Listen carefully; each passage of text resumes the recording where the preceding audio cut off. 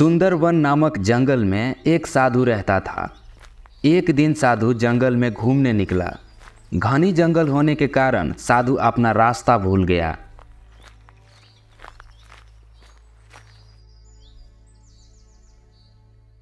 हे भगवान, मैं कहाँ आ गया? जंगल से बाहर जाने का रास्ता नजर ही नहीं आ रहा है।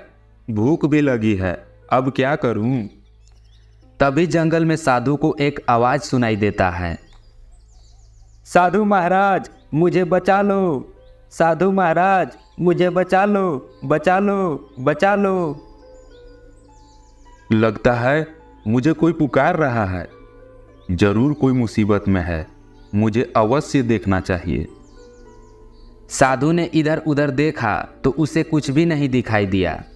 फिर वह और आगे गया तो उसने देखा कि एक शेर लकड़ी के पिंजरे में बंद है। हे ऋषि मुनि साधु महाराज, मुझे इस पिंजरे से बाहर निकालो। हे ज्ञान रूपी महात्मा, मुझ पर कृपा करके मुझे इस पिंजरे से बाहर निकालो। शेर की यह निवेदन भरी बातें सुनकर साधु को शेर पर दया आ गई। फिर साधु ने पिंजरे को खोल दिया और शेर आज़ाद हो गया। धन्यवाद साधु बाबा, आपने मुझ पर कृपा करके मुझे तो बचा लिया, पर आपको मुझसे कौन बचाएगा?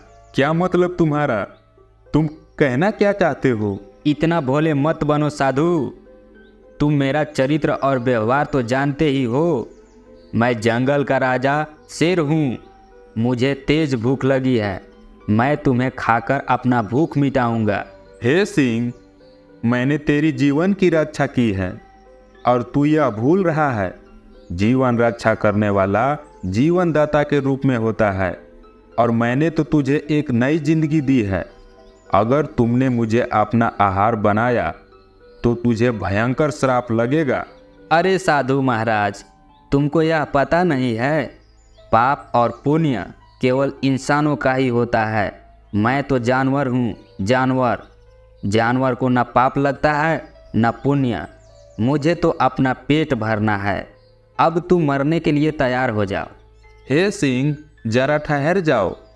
मुझे तो अपनी मौत का थोड़ा सा भी डर नहीं है, लेकिन मैं इस बात के लिए 3 लोगों का राय जानना चाहता हूँ। अगर तीनों लोगों का राय तेरे पक्ष में हुई तो तू मुझे खा लेना। अरे साधु बाबा, तुम मुझे मूर्ख समझते हो क्या?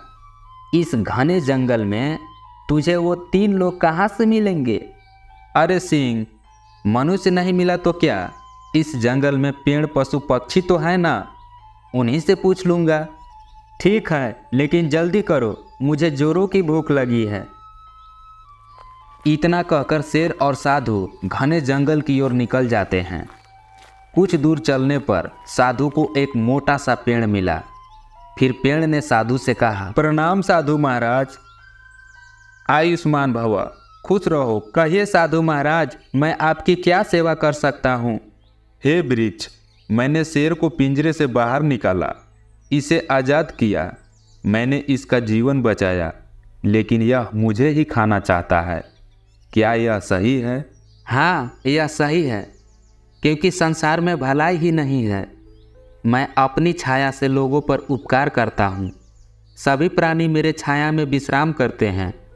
धूप से बचाता हूँ, शीतल हवा देता हूँ, फल देता हूँ, लेकिन लोग मुझ पर पत्थर फेंकते हैं, मेरी टहनियों को काट ले जाते हैं, मुझे दुख देते हैं और ज़रूरत पड़ने पर मुझे जड़ से काट देते हैं। इस दुनिया में भलाई ही नहीं है। अगर आपने शेर को पिंजरे से आज़ाद करके भलाई की है, यह जानते हुए कि शेर जंगल का राजा है, तब तो आपने बहुत बड़ी भूल की है। इसलिए मैं कहता हूँ यह सही है। देखा साधु, मैं सही कह रहा था।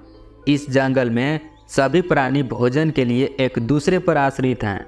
ठीक है सिंह, चलो किसी दूसरे के पास चलते हैं।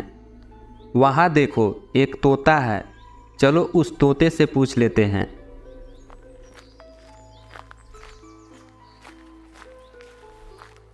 प्रणाम साधु महाराज। आयुष्मान भव। कहिए साधु महाराज, इस शेर के साथ घने जंगल में कहाँ भटक रहे हैं? बड़ी भूल हो गई है पक्षी। मैंने इस शेर को पिंजरे से आज़ाद किया, मैंने इसका जीवन बचाया और ये मुझे ही मारना चाहता है। अब तुम ही बताओ क्या यह सही है? साधु महाराज, मेरे हिसाब से सही है। मैं भी तो एक साधारण पक्षी हूँ, लेकिन मुझे मनोरंजन के लिए पकड़कर पिंजरे में कैद कर देते हैं। पूरा जीवन पिंजरे में गुजारनी पड़ती है और मनुष्य की भाषा बोलने के लिए तीखी मिर्ची खिलाई जाती है। मेरी आज़ादी मुझसे छीन ली जाती है। इस दुनिया में स्वार्थ के अलावा कुछ भी नहीं है, इसलिए जो शेर आपके साथ कर रहा है वो बिल्कुल सही है। देखा साधु, मैं ठीक ही तुम्हारे साथ कर रहा हूँ। अब मरने के लिए तैयार हो जाओ। नहीं सिंह, अभी तो 2 ही लोगों से पूछा है। वो देखो, वहाँ गौ माता खड़ी हैं। चलो उन्हीं से पूछ लेता हूँ।